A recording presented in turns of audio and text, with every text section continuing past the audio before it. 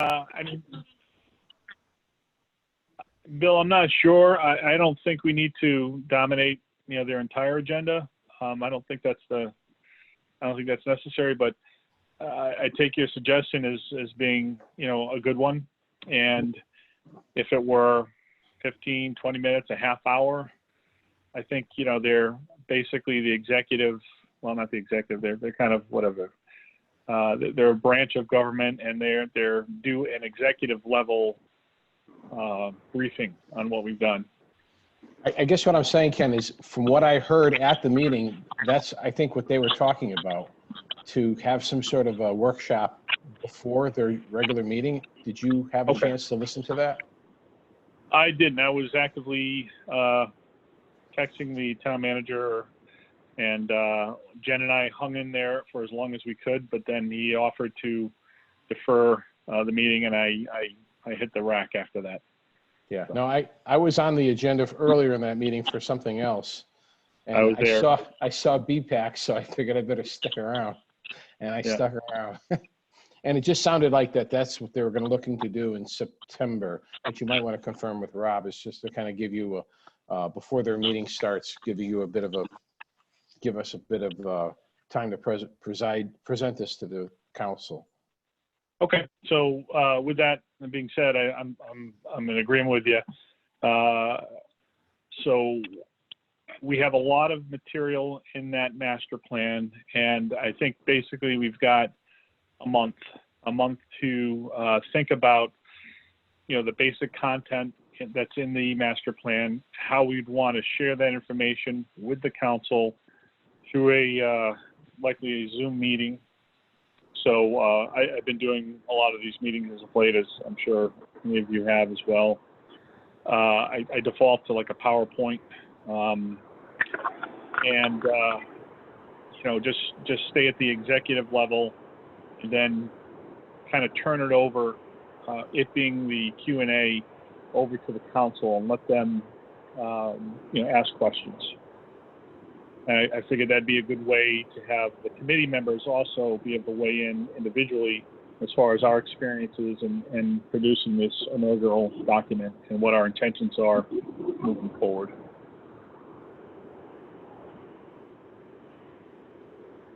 Or idea, that's fine too. I support what you said, Ken. I think the sooner the better that we get it in their hands. If they review it, great. If not, they'll review it, when we present the PowerPoint as you described. Okay. Hey, Jim, I just wanted to ask as well. I know the last iteration of the master plan that I saw looked fantastic in terms of formatting. Did we have any expectations of having perhaps updated graphics from the town? I'm not sure if that's an active request that's out there. I don't think it's necessary to move to the next step. I think that should just be a footnote that if the town can give us better versions of the graphics, great. If not, what we have will suffice. Okay, thanks. And Rich, just for your information, we pulled a lot of GIS information from the town, some information that had been prepared, better than a year ago. It's great information. Some of our requests is really just formatting. Now that we're kind of constrained to an 8.5 by 11 format, you might want to just, flip through some of the graphics in the back and you'll see what we're talking about. Do they all need to be? Rich, feel free to call me, Jim Vogel. I'd be more than glad to help you, guide you through that, or even come down and we can review it. Okay, I mean, the only thing I've seen is what's in this. Is there other information out there that's available? I'll call you. Okay, yeah, I mean, it's just what's in the Word document, and we just took the best screen dumps or whatever that we took. I think there's other ways to get better graphic quality. That's all. All right. So, Ken, that sounds. I agree with. Everyone seems to be in agreement. who's gonna do the talking? I think the chairperson said that someone's gonna be attending this, right? During the town work session? Yeah, I mean, I envision a format like this. If you've watched the council meetings, there's obviously multiple people that are, for whatever reason, they're shown like an expanded Brady Bunch, or maybe Hollywood Squares is a better example. But yeah, so Jen and I could pilot, the conversation. But my intention is, if any of you have an area of the master plan that you're interested or passionate about, and Dave, you've always talked about the education component of the programming here. Okay. The idea is that if we know about that in advance, then we can build in segues into our presentation. And I could just hand it over to you if you wanted to, make comments on our bill. You and Dave have both been active and interested in, safety features on the new bike path connector at the Commons. So, we can work that out. So the for presentation, if I think we've talked about this before, but if we wanted the town council to leave with the 3 points, right? Over and above the fact that they think that this is really a great plan, and they should follow through with it. But have we picked the 3 top points that we want the town council to come away with? And I think it probably, I know it's in the plan, but I'm just bringing that up so, if you and Jen are going to be talking, doing the presentation, no matter what, we want them to leave with those 3 points. Everything else is good, but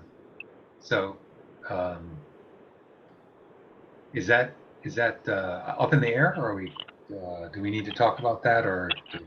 No, I think to your point, this is taking a technical document, a planning document, and then we've got to convert it, for the audience and for the forum that we're going to jump into. Right. So really what we're doing is we're taking that 8.5 by 11 PDF, we're converting it, taking snapshots, taking whatever is relevant and putting into a PowerPoint. Probably, 10 to 15 slides, no more than that. And it's really, I can pump that out to the group, or Jim, if you wanted to help work on this, that's fine too. You really I think we want to give that executive level overview and intentionally try to get the council to react to some of the information that we're putting in front of them. Okay. Yeah, but I support Dave's point, which I believe is in the summary, Dave. Right. And 2 of those 15 slides can be, here's what we're going to tell you, 1, 2, 3. And at the end, remember, we told you 1, 2, 3. I think that's important, because there is a wealth of information, and it's a great reference document and so on.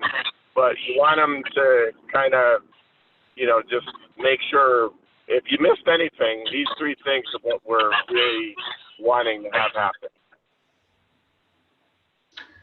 Yeah. Yeah, I think, Dave, your point is well taken. And Jim, I agree with your tactics on how to get it done.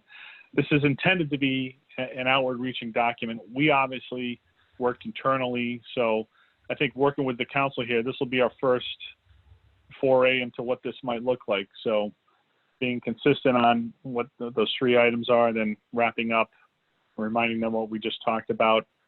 They're going to have a full council agenda right after our work session, so we can at least in subsequent meetings or subsequent requests saying, remember when we talked about those 3 things? Well, here's these 3 things again. So. Perfect. All right.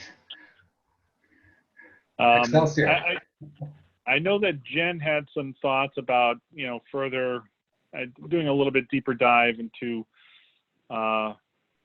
planning document and how we could activate it. And I think that's all relevant. So we might talk about that at our next meeting. I don't want to talk on her behalf. Not perfectly sure of how she saw that whole process taking place. Okay. If it's okay, I'll move on to the next item, 4B. There was a request from Rob, or to say the town, to review roadways for speed feedback sign installations. I did recall hearing at the last council meeting to talk about installing one of those signs, or maybe a couple of the signs on Middlebridge Road. I haven't personally done a lot of field work to screen various roads. I think John Schock mentioned, what did he mention? He mentioned the Tunic Beach Road. Middlebridge is we're already under consideration, and I'm not sure if there's another road. It was Broad Rock. It's Broad Rock. Broad Rock.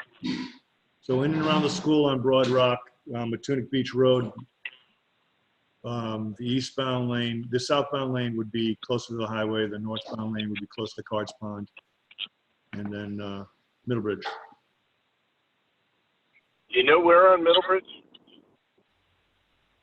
It's a little undecided, but it's going to be, I think they're both going to be, so far we're talking both north of Torrey. Are we still talking 5 roads? Just 3 roads. We're doing 6 signs total, 2 on each. So it's already been predetermined where they're going to go? Yeah, and I think at this point it's really kind of a jumping off point. If the dollars still remain and they're still talking the prices they're talking to get these signs, I think we add more. I mean, Rich, was there a preference to that being town roads to alleviate red tape, or those were all town roads that were picked, right? You're saying rather than put them on state roads? Right. All 3 of those are town roads, right? They're all 3 town roads, but no, that was more along the lines of those are the roads that we've heard really most of the complaints from. There are others though. The Post Road down in there, that Gravelly Hill area, is a terrible spot. Succotash is also bad, and Jerry Brown Farm is real bad. I mean, there's a number of them. So those roads we can always look at over time, but we're just starting with these 6, and then we're hoping to do more. That's right. The thought, anyways, out of the office. I would have thought that the top 1 out of them all would be Main Street, right down to the center of the old downtown area. We get more complaints on Main Street about the pedestrian vehicle relationship than we do. Well, we do hear it about speeding through Main Street. But, I've sat on Middlebridge an awful lot. Like I had a home on Middlebridge for a period of time. But the problem with some of these other roads, Main Street included, but the traffic numbers are so high. Middlebridge, when we did traffic counts in recent years, we were looking at in that 4,000 vehicle a day range and it's it's 300 and 400 vehicles through the top 8 hours. It's a lot of cars. So when you say, well, we were saying a lot of times, we say, well, the 85% wasn't over 30 miles an hour. It really is. It's actually not too bad. The speeds don't appear too bad.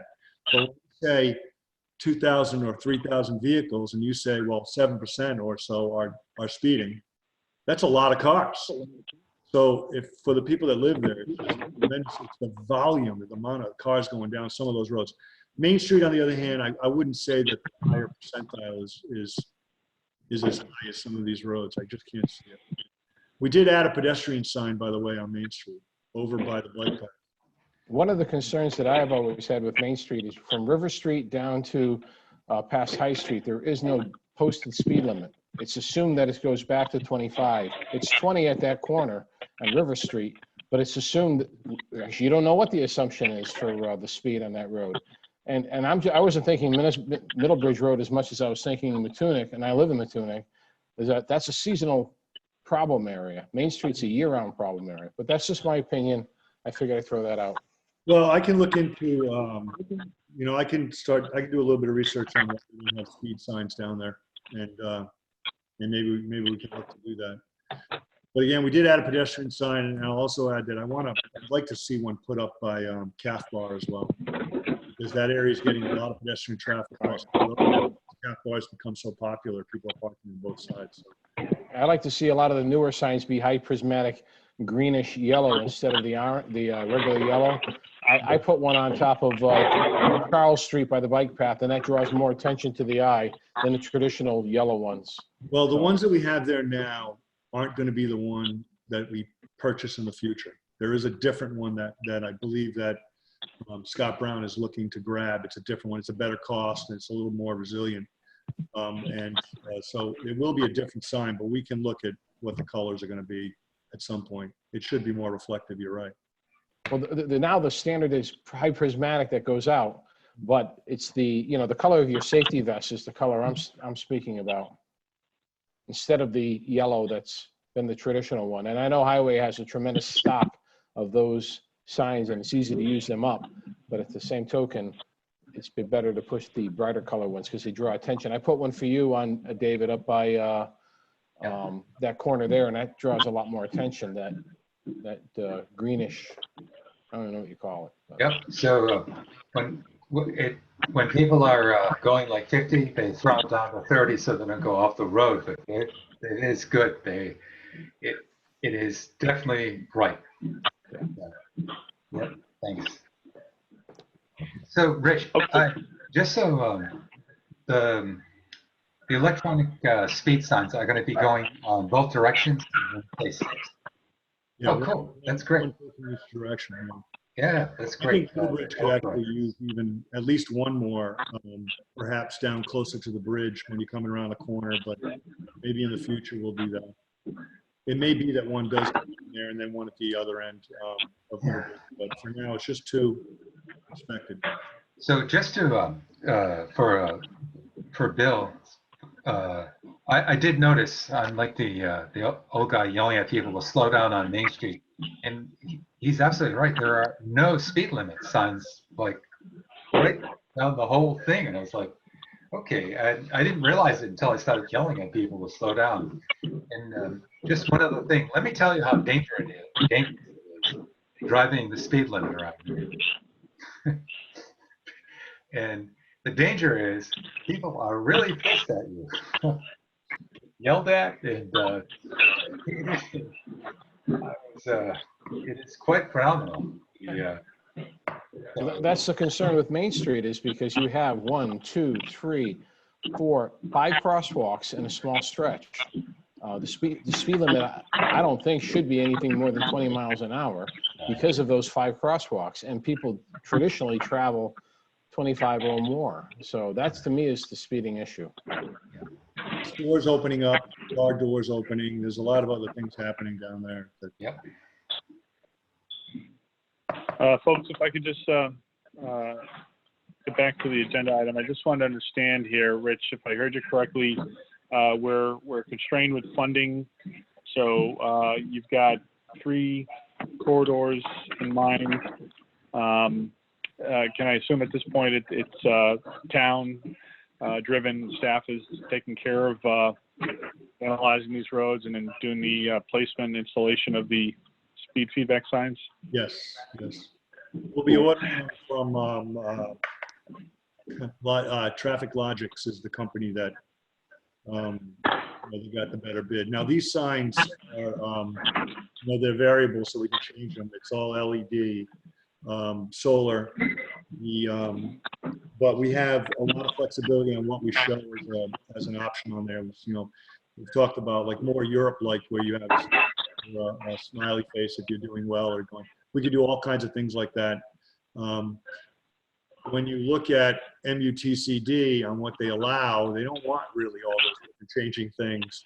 We're kind of walking a fine line. I believe that MUTCD, and Ken, you should be aware, from your profession, from what you do as well, is that MUTCD hasn't been updated in many years.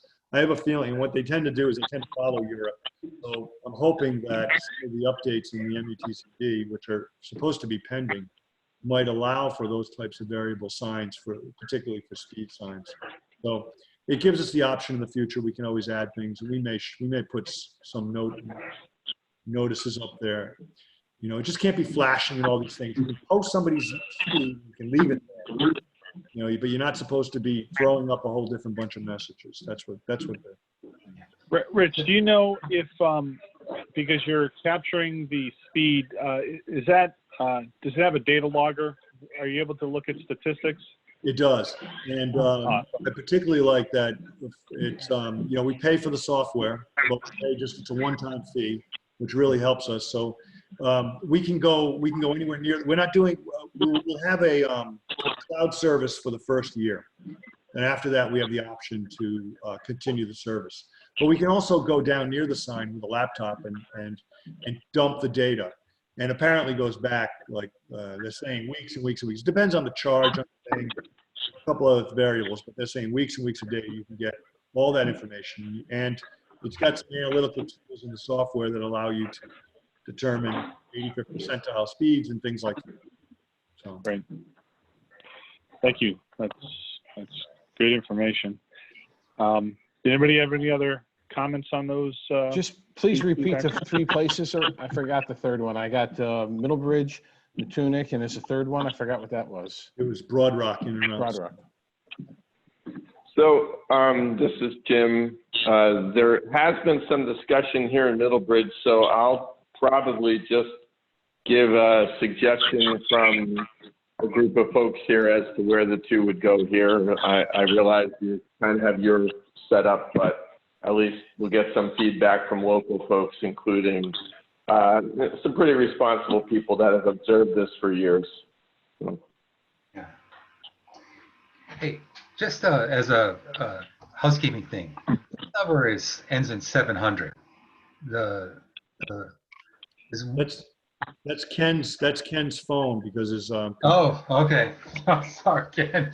It's a lot of fun. It's not, you're having a house party. That's great. Okay. Can we move on to item 4C? Yes. That's okay. So South County Common Bike Path Connector, discussion of railings features. I understand, Bill, you've been out there taking pictures. Did you want to kind of go over this agenda item? Sure, and I really don't know how to show, I can share a screen right here. Let's see if that works. Let me see if I got him behind it. Anyway, last week, Terry Murphy contacted me, and I think Rich, you were supposed to be there too, but you got tied up. Forget all that. I lost everybody. Didn't matter. I believe if I make you a co-host, Bill, you should be able to share your screen. Yeah, well, all I see is. I'm going to Okay, make you a let's try it. co-host. Okay. And then down at the bottom in the middle, you should be able to say share screen. Yeah, I'll click on that. I gotta go to my pictures. I thought I left it open, but I guess maybe I didn't. It doesn't really matter. Okay. I walked the bike path today. Terry Murphy explained that there were the guardrails that David had, because David and I walked initially. He pointed out the areas of concern. Terry Murphy called me. I walked out. She saw the email that I sent. She showed where they're going to put guardrails. They put they put new guardrails on that bridge, and there's a area that comes down the side of the hill where there's a bunch of riprap. They put guardrails around that. David was concerned about a few flared ends on either side where the culverts go across. I recommended that if that turns out to be a concern, possibly fiberglass delineators could be put in. David seemed to walk it, seems to think all of that was pretty much resolved. Terry did say that there's a stop bar on the very top of the bike path that's kind of in the wrong place. They're going to move it forward because right now it's on a steep hill. And Kettery was concerned about the rocks on the side, the riprap on the side of the switchback where the asphalt is, and how it's on a steep grade and how it could easily be kicked into the bike path. I mentioned that to Terry. She was going to look into that to see if there's a way that they can retain that riprap on the side of the hill. Outside of that, it's a cool looking bike path. I checked the trees while I walked. I know there was a concern about trees. The trees look pretty healthy. The canopy looks very nice for that area. I don't see anything that looks like it may be a threat. but that's what I saw on the new bike path. And it's supposed to be, an opening is what, next week? I saw, something that was on Facebook On the about 5th, The fifth, right. 10 o'clock. 10 o'clock. All are welcome. So, anything, Okay. David? No, that's great. Thanks, Bill. Thanks for taking those pictures and the GPS. Very impressive. So on the 5th, is there going to be some type of ceremony or anything? It's just a ribbon cutting. It'll be over at the rec center side, at that end. And then Okay. Terry was talking about trying to take a group for a walk down the other end. Is there any way in the press release we can talk about the bicycle master plan coming online soon? I mean, from my perspective, this is Terry's press release. So, Rich, I just want to be respectful of, what the town does and what we're trying to do. Do you think, should we reach out to Terry, or do you want to carry that message over to Terry and see what the thoughts are? Because, I'm not super familiar with the master plan. So I think it would, if you want to talk with Terry about it, I would suggest that you give her a call. Okay. I can make that effort, and I personally will plan on riding down there. I do have a meeting with State Building Code Commission that day, so I may not be there for the whole event, but I'll definitely I'll ride down there. What's kind of nice is now you can go from Commons all the way over to Old Mountain Field, and effectively off-road almost, except for the last little street part at Old Mountain Field. But it'd be really nice if there was a connector that really kind of followed that power line, because if you can get over to Old Tower Hill Road, then you really have an easy shot to the other bike path. So we actually talked about that in our master planning. So I'm sure. So it's really kind of a nice little amenity. I mean, I think, guys, we have to we meaning the whole community, take credit for 2 bike paths are going to be operational this year in the township. That's huge. And I think it all ties in with the whole effort with our plan. So Ken, if you need any help with Terry, I'd be more than glad. But I think I'm not looking for stealing her thunder, just a footnote. And by the way, this all fits into the plan. no, I'm with you. I'm very much with you. And yeah, I work with Terry in terms of our maintenance agreement with the town for the URI bike path. So yeah, I'd like to call to her tomorrow and see what her thoughts are, and I can share the information with us. It'll really be her call. But at a minimum, having a handful of the BPAC members at the grand opening, that'll be nice. Yeah. As well. Hey, Yeah, I'll can do you my get us best some to t-shirts, Ken? BPAC t-shirts? No. If you don't, it's not in the budget. Maybe a hat? Dave, I'll bring a blank T-shirt. You got a marker? That's great. I'm liking that. We can tat it up. All right. Cool. If that's okay, I'll move forward. The next item, 4D, was bike path etiquette and COVID considerations. This was something that Catering wanted to talk about. I am not prepared to talk about it, only that I didn't know the details of her request. Did anybody else know what Catering was thinking about talking about?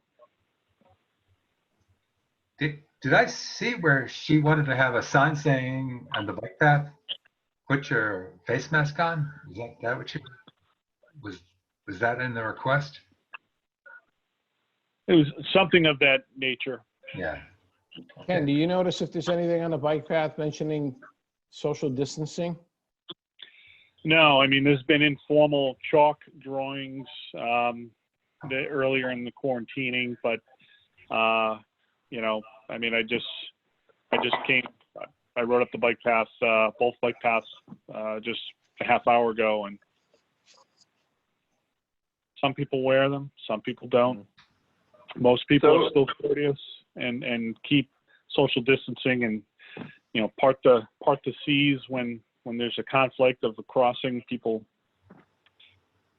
some do it much better than others.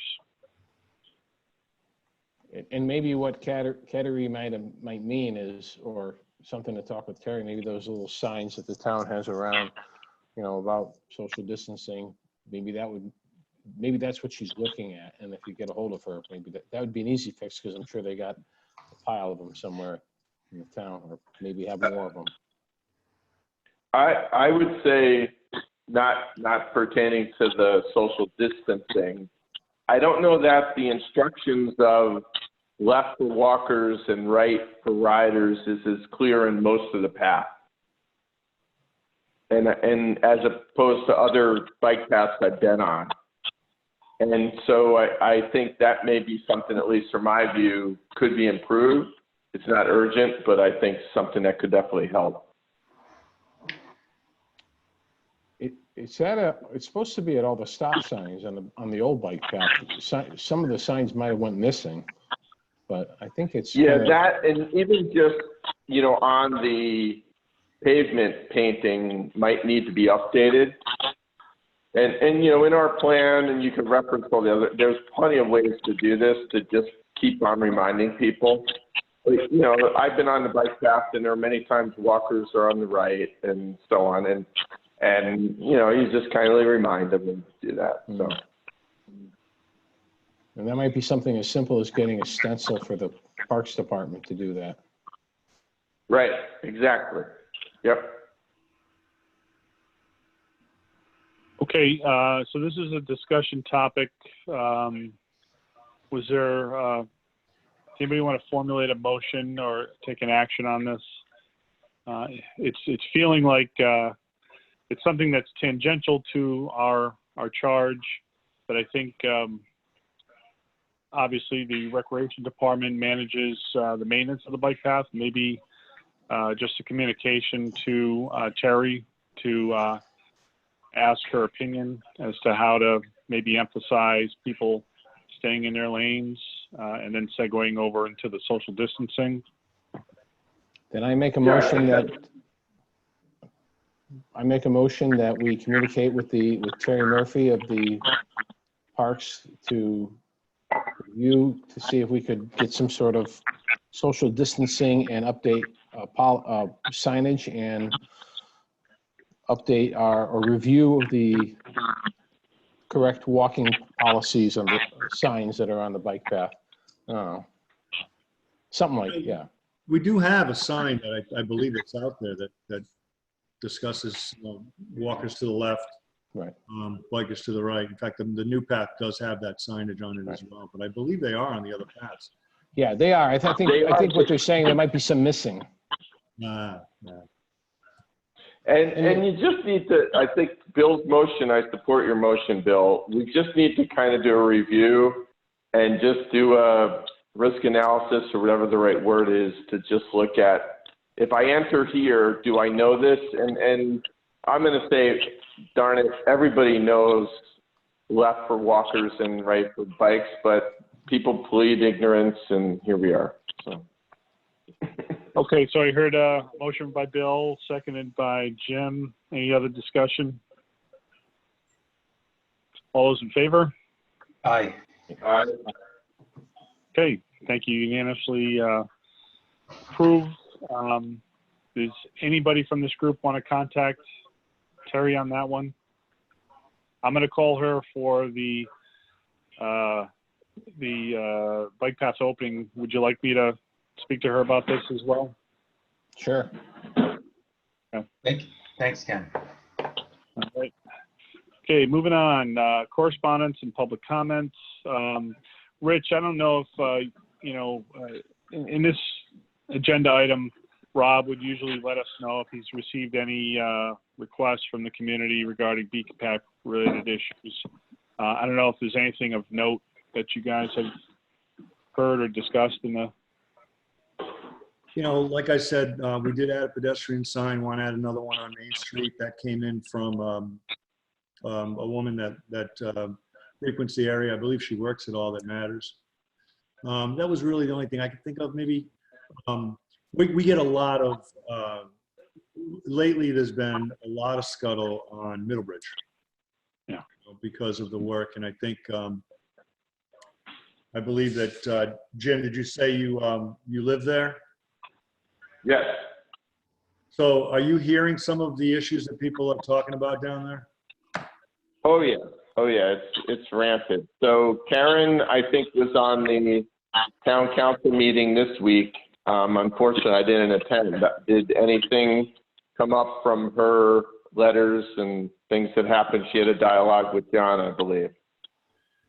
Yeah, maybe so. I think I listened to that meeting, and I think I heard her on there, and it was a lot of the same problems we've been having down there. It's speeding, and again, even Right. the 85th percentile shows that they're not speeding.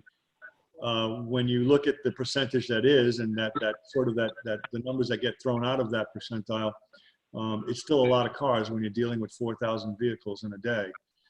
So there was that issue with just a lot of cars speeding. The other issue is with parking on Middlebridge. They're having a terrible time with trailer parking, and they're using the boat ramp. The boat ramp doesn't have enough parking, and anybody who's been down there, I mean, I used to live at Edwards, and even back then, the trailers just wasn't enough room. Yep. DEM recently cordoned off some area that was for boat top kayaks and things like that, and that took away more trailer parking. It pushed those trailers out onto some of the side roads and then Middlebridge Road. And that's a real issue. So they talked the other night about perhaps posting signage that says no trailer parking, or no parking period up and down Middlebridge Road. I caution, and I know that Rob mentioned this in the meeting the other night, was that, on-street parking, although it's difficult when there are trailers and all those things like that, on-street parking does slow traffic. So, it's like a freeway through there, but when there are trailers, a smart person, somebody rational, is going to slow down.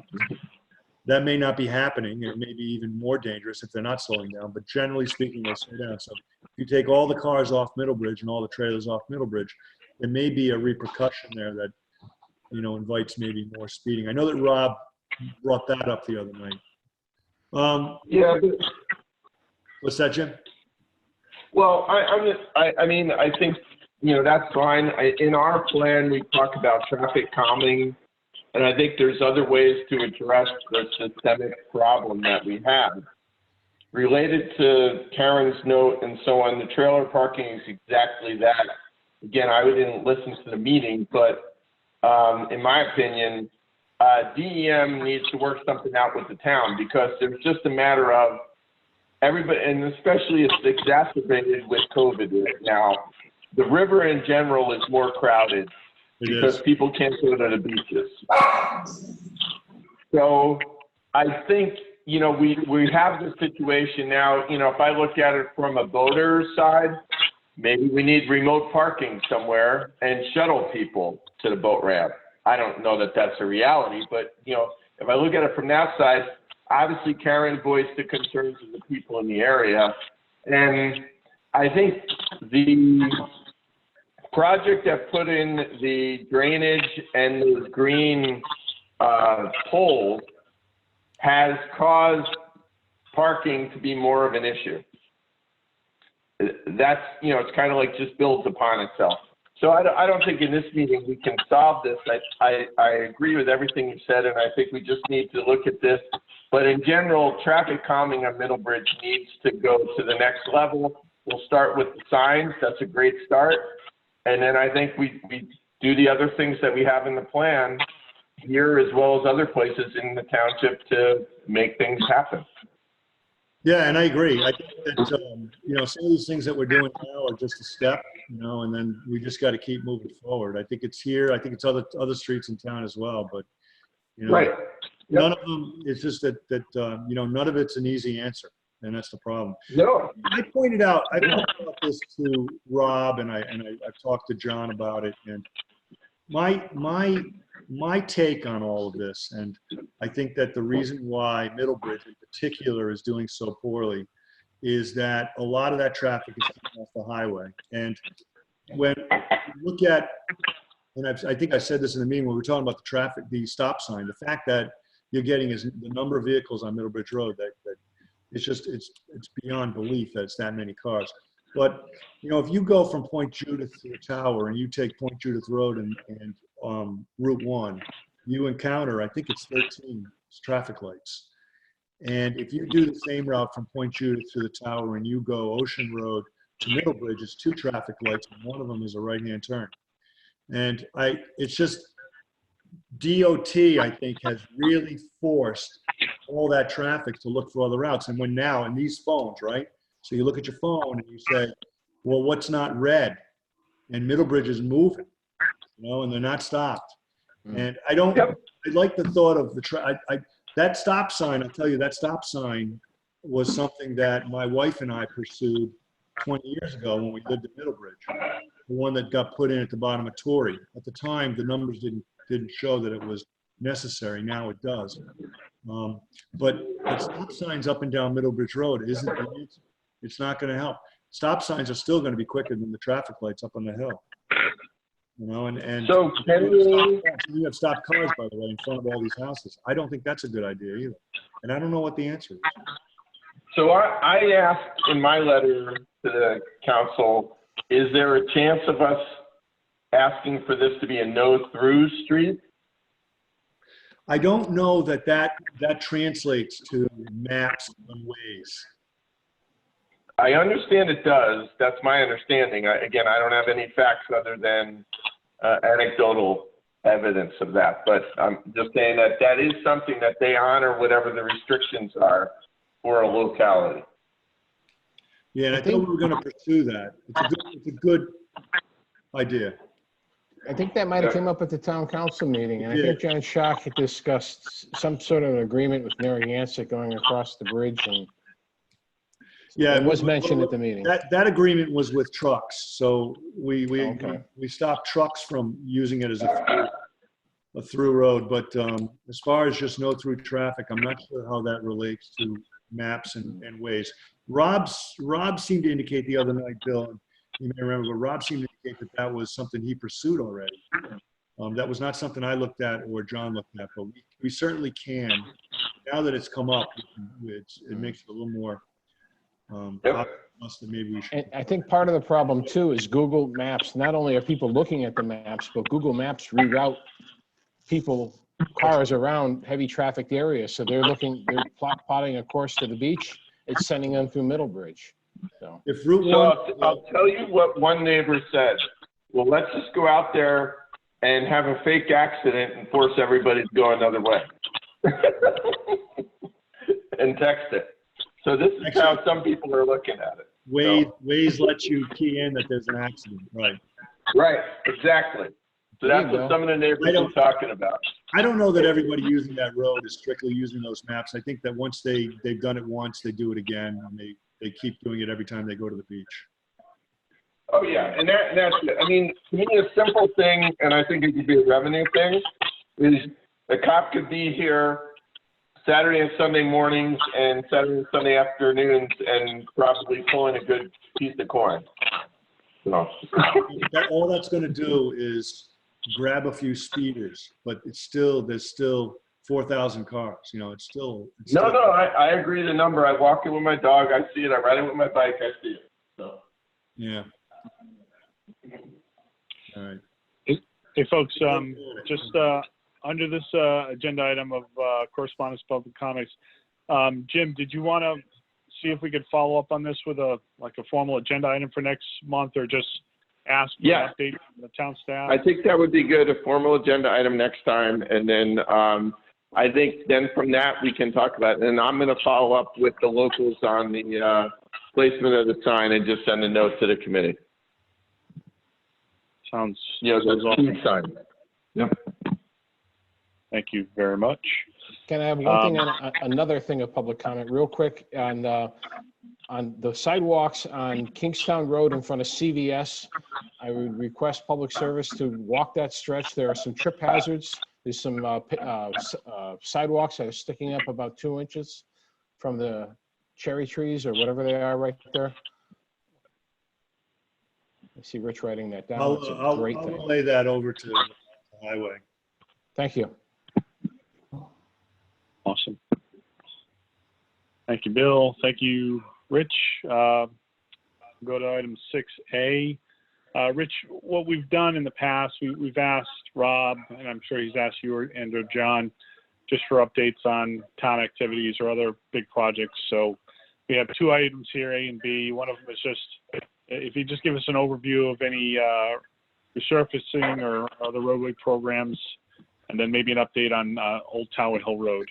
So striping is happening now, and we've got a whole number of roads. Middlebridge is one. Yep, we got the sidelines. Yeah, you're gonna get the other end of it though, right? You only got up to Torrey Road. Yep. Mhm. I think what Correct. happened, they were right over the bridge and they just kept going. They were doing Narragansett at the time and they just got to Torrey. And then the rest of Middlebridge will be done. Now we've got 11-foot lanes there. Again, it's the number. I can't get. I looked at ASHTO 10 different ways, and I cannot get it to go to 10-foot lanes. I would have rather had 10-foot lanes, but it just can't justify it. It's got to be an 11-foot lane. So that's what's going to happen down there. But other roads, I mean, I don't know if you're interested. I can go through the list, but Narragansett Ave East, some of the bigger ones. Kersey Road will get done. Broad Rock, Church Street. So there's sprucing up roads all over town. That's happening now.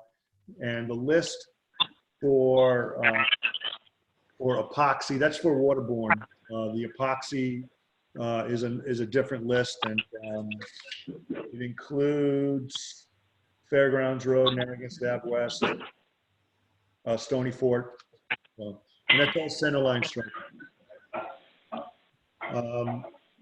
As far as our paving goes, we are planning to do Torrey Road, Stedman Court, and River Street. So River Street is being done in cooperation with Suez Water because they put a new water line on. That's being all torn up. They were only planning to do half. We're going to do the other half of the road, but what's going to happen? We're going to do the whole road all at once.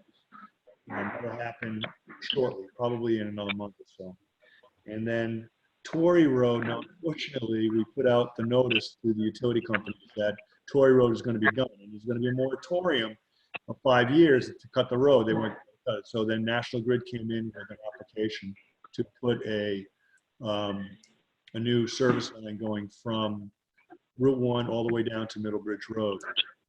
So now we really like to see a 6-month period of compaction of settling before we do our road. So I think Torrey Road's going to get put off to the spring. We are going to make a number of improvements on the swales along the sides up and down the road to get it ready. So in the springtime when it's paved, it'll be all new and hopefully better. It'll be better. The final road that's going to be, so Torrey, River, and Stedman. So that's it. Now, Winchester will also be paved in cooperation again with Suez. Now that's on Suez's dime because they're doing a whole new water line down there. Did I say it was National Grid on the gas line, or did I say Suez? I meant National Grid. National Grid doing a gas line on Torrey. So, Rich, you sure you guys want to pave Torrey Road? Yeah. Looks like I'd like that rough road. Oh, right. Steep hill, jeez. No, I'm going to tell you the 85th percentile speed was higher on Torrey than it was on Middlebridge Road. Oh my God. You can believe it. They're going I'm sure the people are getting up on Kinetic energy. Yeah.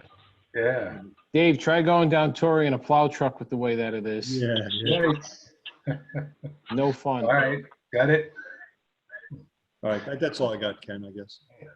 Yeah, thank you. How about Old Tower Hill Road? Are you guys staying in touch with, was it Danbra or Carty? It's Carty.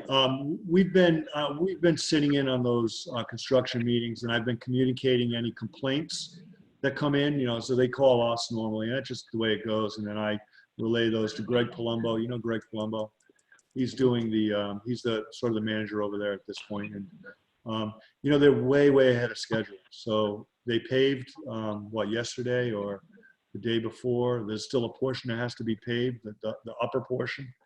So, it looks good. So, bike lane, as you all know, bike lane, islands, landscape, it's all coming together. I think nicely, unless you guys have a different opinion. I think it looks good. The granite looks fantastic. Yeah. Nice.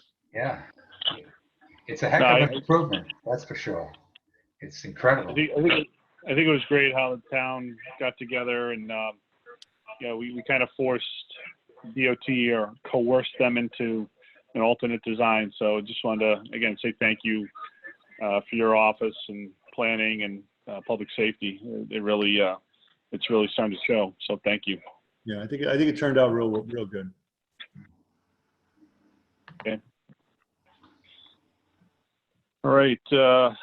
We have a catch-all here, and I know we're not supposed to have that on agendas, but item 7, other items of interest. Wild card. Anybody? So I Ken, got nothing. yeah, just your brilliant idea, South Kingstown sets the pace. I'm still want that, because when I'm driving like the speed limit and there is a person vacationing in a rush, it gets pretty tense. So at least if you had a bumper sticker that said South Kingstown sets the pace, or I think that's a brilliant. Yeah. I like it. I'll put one on my car. You make it up, I'll get it on my No, car. I was we're gonna get some sort of funding for that. I don't have any money. I do have a question for Rich. I noticed the Holland Electric was working on the school traffic light, or the school warning light on Matunic Beach Road from Matunic School. Is that on High Street? Matunic Beach Road.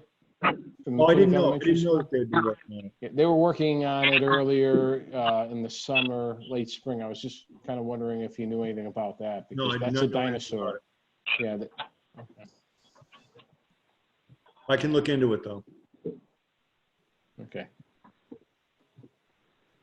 On my end, I can add that for the URI bike path crossing at 138, we had just installed some additional signage for the vehicle approaches on 138 as an incremental measure to help control traffic in that area. There's been observations of vehicles driving through the red light, pedestrians and bicyclists going through the crossing without activating the ped head signal.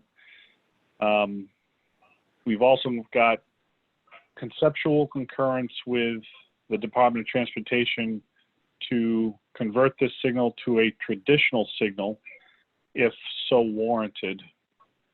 Good. So it's likely that there'll be another round of improvements at that signal, some additional signage for the pedestrians and the bicyclists, re-emphasizing the fact that they need to push the button and to activate the signal before they cross. So just want everybody aware of that. Ken, has there, or did you consider an automated system? I talked to our design agent today, and some of the feedback was related to having some pedestrians and bicyclers now not want to press the button because of COVID, and just touching a common thing. Yep. So that the technology, I think, is better used for warning signs. We've got one on campus on Upper College Road. I don't know what would happen if, a squirrel or a deer or, a brush piece of tree or whatever just starts flapping around and starts activating the signal. The technology exists. To answer your question, we haven't looked at it, but I think it's something that we might consider as far as a frictionless activation.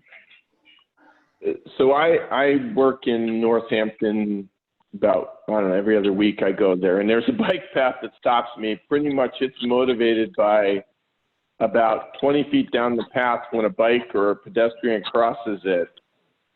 It makes the flashers go just like what's on 138. And, you know, I'm going to say 1 out of 5 times it's a bogey where the person like gets to the end and makes a turn down the sidewalk or something, but 4 of the 5 times it does the job quite well. Yeah, no, it's appreciated. I'll bring that to the design team. We're all kind of racking our brains to try to figure out how to make this a better operating system. So, you know, I'll be there next week. I'll film it for you. I'll send you the video. Yeah, no, it's appreciated. I think the thing that intrigues me is that if we could potentially have this set up where, at a minimum, the hawk signal goes to a yellow flash when there's somebody in close proximity to it, that makes sense to me. I don't know that I would want the signal to automatically go to red. Yeah. But I think at least having the signal go to a flashing yellow, because its static position is dark, and that's the problem. It's a dark signal, so it looks like it's just not working, or it shouldn't be there. So, okay. Yeah. Any other items? Rich, is there a way we can find out what the speed limit on Main Street between River Street and High Street actually is?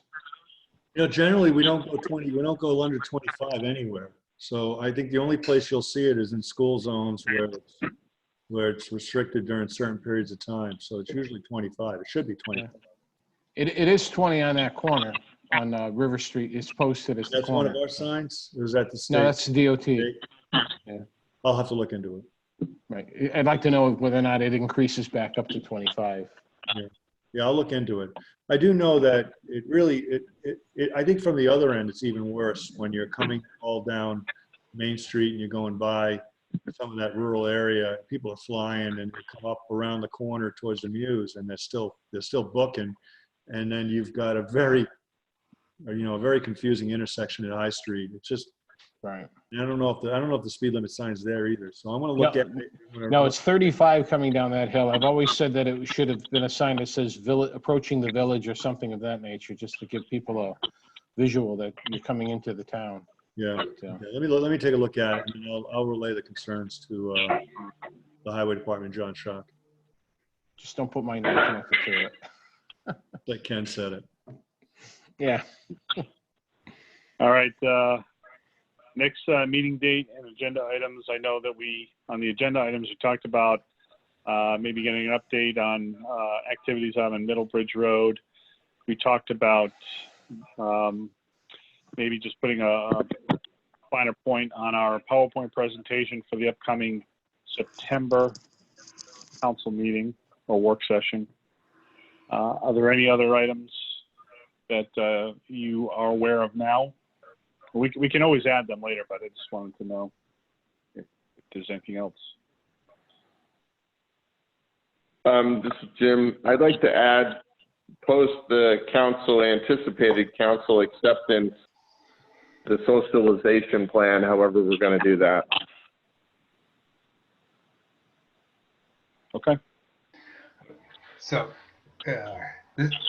you shouldn't pause, Ken, because then the wheels got turning. So in supporting the pedestrian. So going up Broad Rock to the Broad Rock School. So you start from 108. As soon as you get to where there's greenery, the stone walls, there's so much poison ivy sticking out that there must be a lot of parents that say, where did this kid get the poison ivy? And at this point, I think that it's more than just a mosquito. This is a serious health issue for some people. So if there's a way that we could just bring that up, because we're supporting pedestrians also, and if I were holding a kid's hand walking down the street, I wouldn't be able to walk down by his or her side without brushing against the poison ivy sticking out so much. Yeah, Bill, that was, Yeah, so when I was working, if anything that pushes somebody into the road is a hazard in my view. And when I was working, one of the things that I would do is that we have an extended, like a pole saw with a hedge trimmer blade on it, and I would shave things like poison ivy. And I actually shaved down on that Broad Rock section before. And but that's kind of a solution to have, you know, a crew member walk that area with a pole saw and a hedge trimmer edge on it to shave it. So, Well, and if that gets suggested, it didn't come from me either. yeah. Right. Well, So if I could, in terms of a future agenda item, because we don't have to Right. fix this tonight. I mean, No. I think this is in the category of like safe routes to school. If you want to have that as an agenda item, I Right. think what's interesting is if we also try to figure out using the best, you know, tool for the job. You know, we have a limited role. I think we talk about these things. We know about these issues. One of our aspirations is to kind of talk it through at our committee meetings, but then, you know, ask the rec department or highway or public services or what have you, the town engineer, you know, to consider an additional action. So if it's okay, could we do that as a safe routes to school discussion in regard Yeah, to that, obstacles? yeah, that's great. Okay, great. Awesome. Thanks. Good point, Dave. Yes, excellent point. All right, and as far as meeting date, we could hold the same, well, actually, I forget what we're supposed to be. Is it the second or third Thursday of the month? Third Thursday. If that's okay, we'll hold that as our standard date. Yep. And we'll just check for a quorum about a week in advance. Should be the 20th. Okay, I'll take your word for it. Oh, boy. Yeah, the third Thursday in August is August 20th. Yep, the 20th. All right. Okay. Can I have a motion to adjourn? I make that motion. I'll second it. All right, all's in favor? Aye. All right, Thank you, Rich. Thank you. Yeah, thanks, Rich. See Please you come guys. back. You're really good at this. Thank you. Bye. Okay, That's great. later.